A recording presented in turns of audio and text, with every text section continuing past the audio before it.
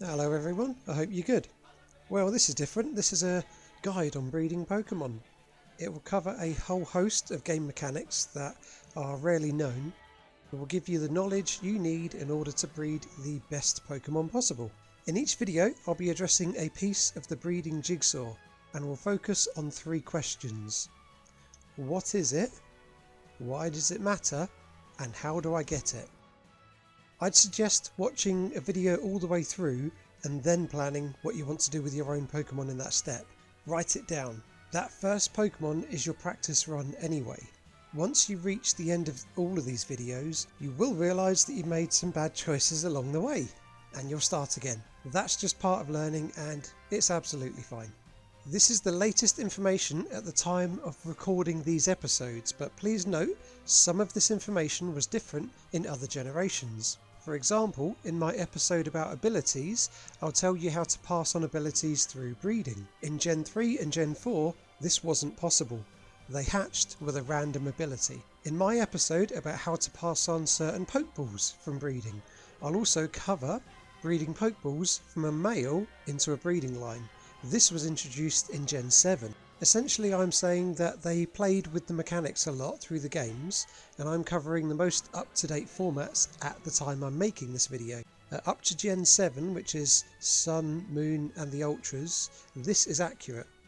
This didn't change with the Let's Go games, because Let's Go doesn't have breeding at all. Yes, you had that right. Strange decision. Some of the other things covered in this series were also taken out of the Let's Go games too.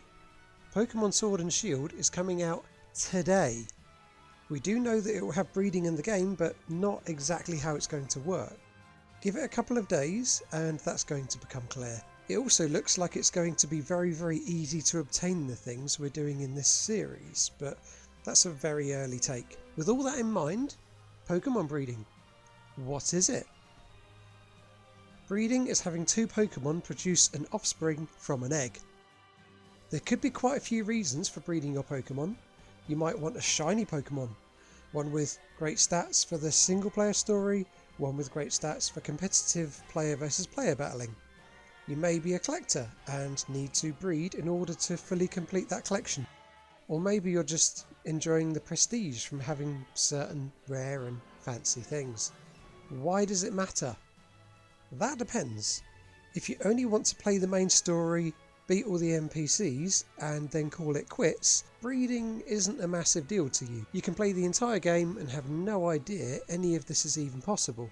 If you want to do anything like Battle Tree or Battle Buffet in Gen 7 in single player, breeding helps. I'm excluding the Battle Royale Dome because that's just habit. If you want to play competitively with other players, it matters hugely to get even a tiny advantage in stats or available moves that may only be available to you because of the way the Pokemon was bred. This all comes down to you getting the relevant Pokemon egg. So, how do I get it? Putting 2 compatible Pokemon in daycare produces an egg. The daycare is basically where Pokemon spend time together and reproduce. They aren't in the same place in every Pokemon game, so you'll need to check where it is in your game. Easiest way is to have a look at Bulbapedia or Cerebi, 2 really good websites for Pokemon that I will link in the description.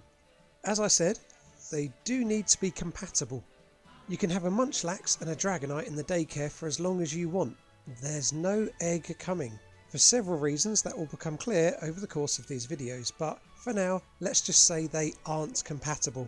Okay, you put 2 compatible Pokemon in the daycare together. You now walk a certain number of steps, 256, and the game decides if you should get an egg or not yet. Even if you don't, after 256, keep going and you might after another 256.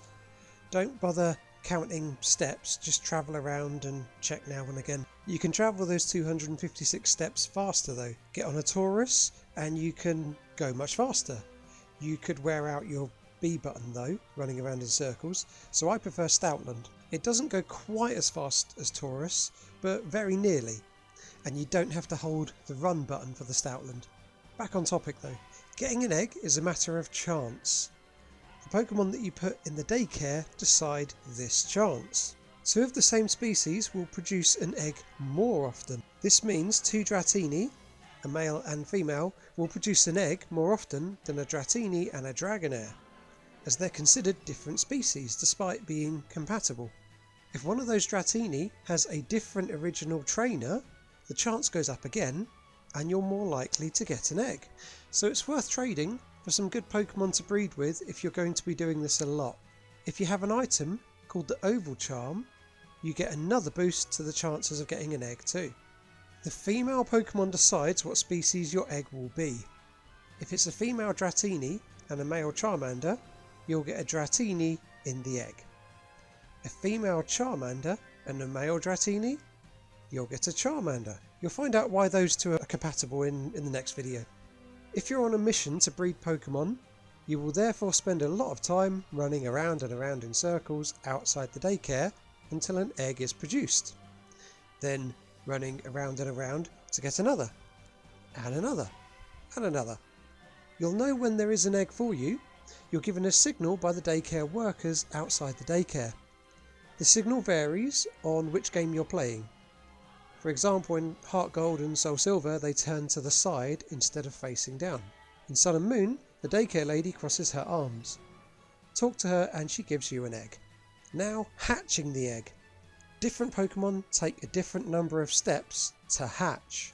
Litwick takes around 5,200 steps to hatch, but Gible takes 10,300 steps. Better get the Stoutland out again. So you'll be running around outside the daycare again. I'll warn you now, breeding Pokemon is 90% running around in circles outside a daycare. Your Pokemon will then hatch. Congratulations, you've bred your first Pokemon.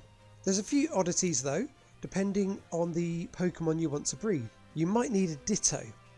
Magnemite, for example, isn't male or female and can't breed with a male or female. It can breed with that Ditto though. If you want a baby Pokemon, you'll need one of the Pokemon in the daycare to be holding a particular item. To get a Munchlax, one needs to be holding a Falensense, for example. You've now got the basics of how to breed Pokemon. That's how you get an egg. Before I sign off this video though, there is something else I need to tell you about, because I'm going to mention it in some of the other videos. Base stats. Every Pokemon has a set of base stats. These base stats are why a Snorlax is better than a Pidgey. Yeah, Snorlax is better. I won't go into what the respective base stats do right now, I'll cover that more in another video. But essentially each Pokemon has its strengths and weaknesses. Start by looking at the stats of the Pokemon you want to breed and decide what you feel are their strengths and weaknesses. This will help you shape them through the whole process of breeding. If you're going to watch all of these episodes on breeding, go and find a Pokemon you like now and that you want to breed and keep it in mind through all the episodes. Start with one you're breeding just to learn. Plan what you want to do at each step. It might be a Pokemon you know is pretty strong, or it might just be your favourite. At the end, we'll pull all of this back together and recap. Anyway, that's the basics covered. Next time, we're looking at egg groups to learn which Pokemon can breed together. Thanks for watching and have a great day.